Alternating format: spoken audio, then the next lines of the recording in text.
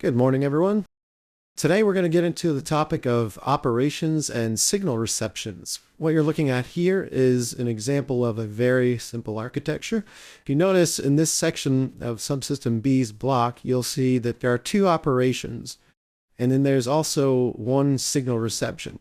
So really, what is the difference between operations and signal receptions? If we look at a specific method that could be called by either an operation or a signal reception, you'll see that really the difference is how they are invoked or initiated. So in this case, notice we have an activity here, and at the very top we have an accept event action. And that accept event action has a trigger, and that trigger is a signal.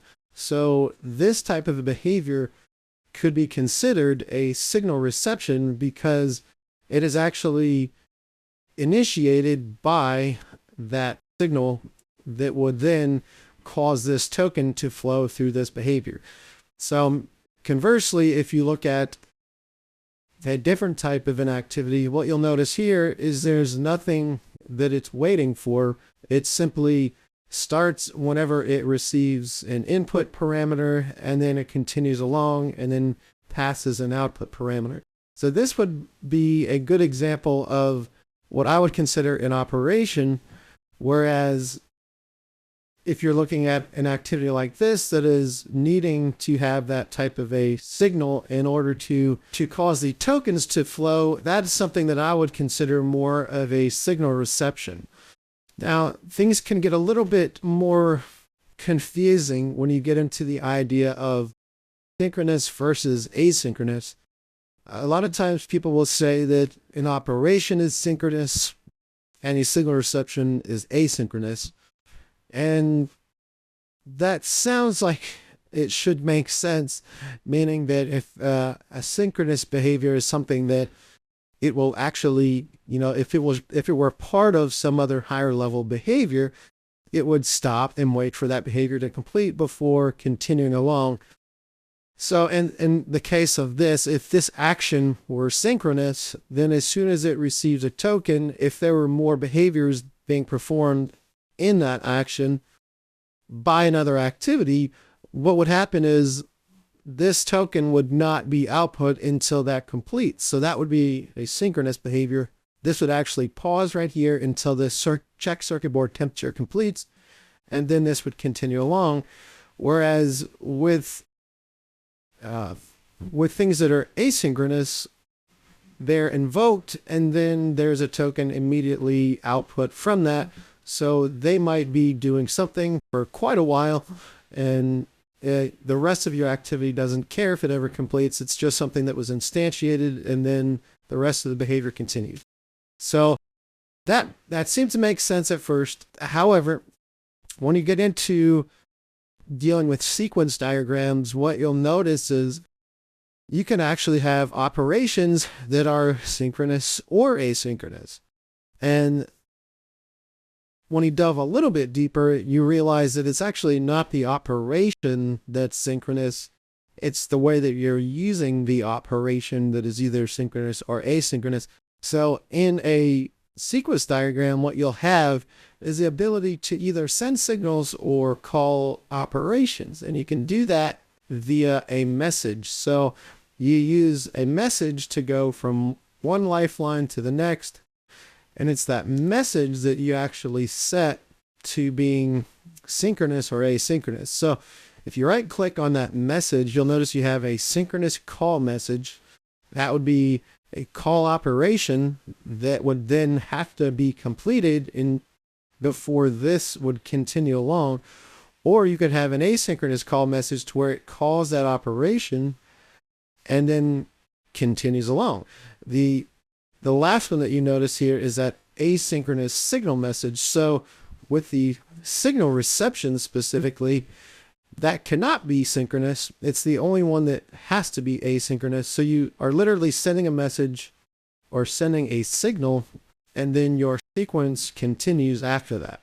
So we can do a few demonstrations of the differences between some of these. And what you'll notice here is in this first message, we have perform built-in test, and that is, let's see, which one is that here? We have perform bit operation, and then we have perform bit. So this is the signal reception, right? So this first one here, we have perform built-in test. That is this here, perform bit. So what you'll notice is subsystem B will then execute this activity. Then if we have this set to synchronous, that means this will have to complete. And then down here, what you'll notice is the flip side to that. So we have this one here that is set to asynchronous, meaning it will call this behavior and then it will continue along.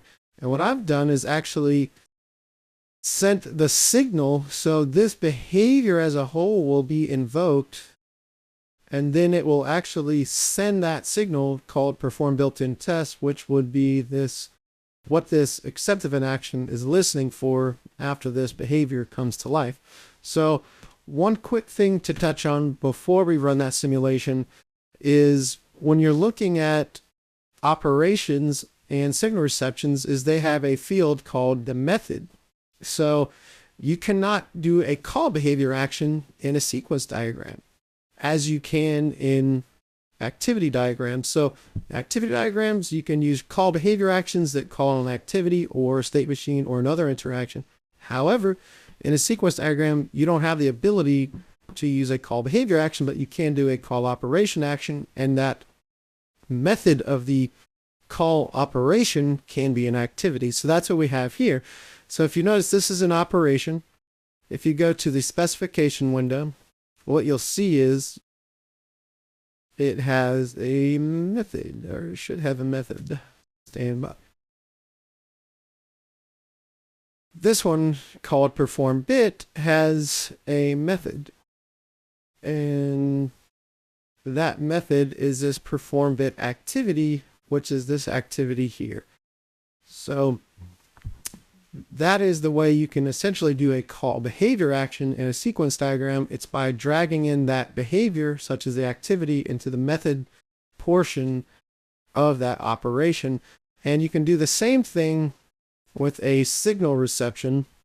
So notice the signal reception has the signal associated with it, but it also has a method.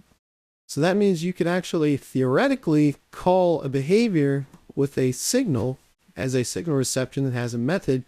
However, the last point to make with this is that currently FUML does not support invoking a behavior by way of the method of a signal reception.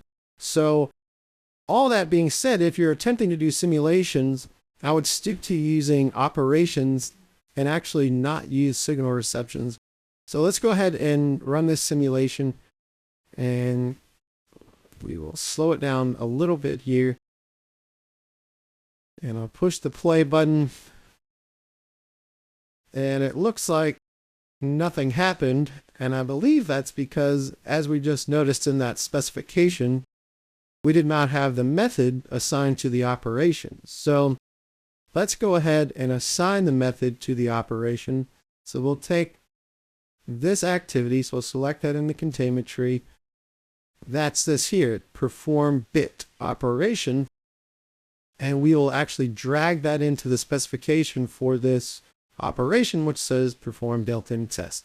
So specification window, look for your method, and then drag in that activity or state machine or other interaction behavior. And then that's now assigned. So now when we rerun this simulation, what you'll see is it should call this behavior. So then there we have it. So that behavior was invoked and it began, and then it continues along. Notice it's happening synchronously, meaning it's waiting for this behavior to complete before this actually continues. So now what we have is a duration constraint that is waiting a minimum of 25 seconds. So if you notice the way it just says 25s, anytime you type in something like that, it'll be assigned to the minimum. So after that 25 seconds completed, it sent the call operation asynchronously for this behavior, and then sent the signal, so that way this would actually be received and continue along, and then it's waiting another 20 seconds to complete. So that is a way that you can use operations and signal receptions in your model. So again, to make the point, I would actually avoid using signal receptions if I were you, and stick with using operations. That way you can actually call them, if you'd like to, in a sequence diagram. And that can be very useful, and you can simply set whether or not they are synchronous or asynchronous on the message call itself. So that is what that looks like in sequence diagrams and simulations.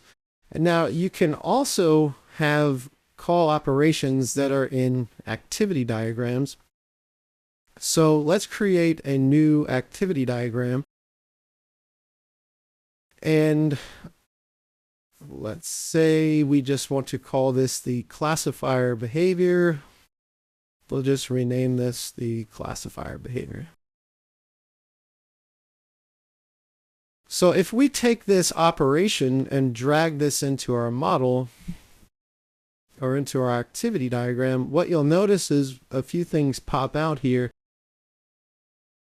You may have seen some videos on the System Architecture Guild channel by Mike Vanarsik, and he likes using operations quite a bit as call operation actions, which is what this is, in an activity diagram. And one of the reasons why he likes using those is due to the fact that it actually shows the owner of that operation and who would be performing that operation. So that can be nice to do if you'd like, and you can actually call that behavior the same way you can with a call behavior action. So let's say you had a call behavior action that looked like this, and we dragged in that perform built-in test activity. Let's see, which one is that? Oh, let's check to see what the method is of this. So that operation is perform built-in test. That's this here. Specification, it's the perform bit operation. So that's this activity here. So we could drag this into the call behavior action. And now notice the slight difference that you see here. So we're looking at the method almost directly, or the behavior directly, with the call behavior action. It's asking for the input of the initial parameters, and it will output bit passed. So the slight difference that you see here is this call operation action says the owner, but then it's also asking for that input target.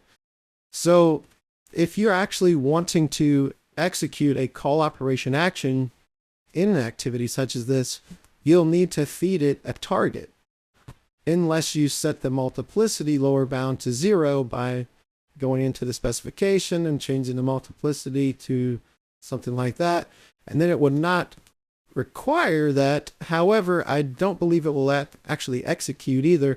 So if you would like to use call operation actions within activities and execute them with a simulation, what you can do is go to your drop-down menu for your actions. Typically that says action. You go to your any action list. These are all of your UML actions.